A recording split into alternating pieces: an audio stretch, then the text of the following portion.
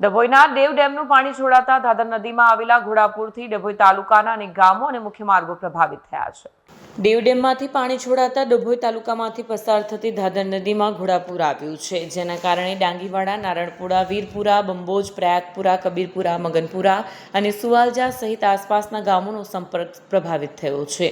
ડભોઈ વાઘોડિયા માર્ગ બંધ થતાં રોજિંદો વ્યવહાર ખોરવાયો છે અને વાઘોડિયાની જીઆઈડીસી તેમજ હોસ્પિટલમાં જવા માટે લોકોને ભારે હાલાકી પડી રહી છે। દર ચોમાસામાં સર્જાતી આ પરિસ્થિતિને ગ્રામજનોમાં રોષ જોવા મળી રહ્યો છે।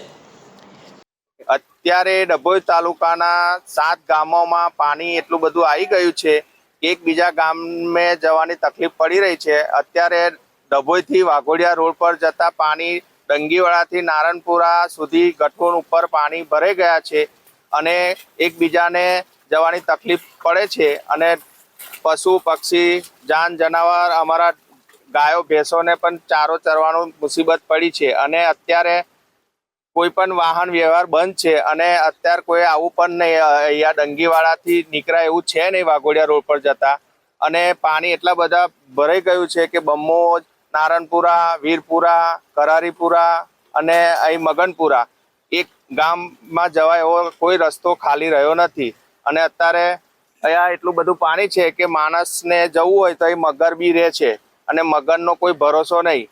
અત્યારે અમારી નદીમાં લગભગ 25 થી 30 મગર રહેતા હતા, એ બધા નીકળી પડ્યા છે, તે જોવા મળે છે અત્યારે પાણીમાં।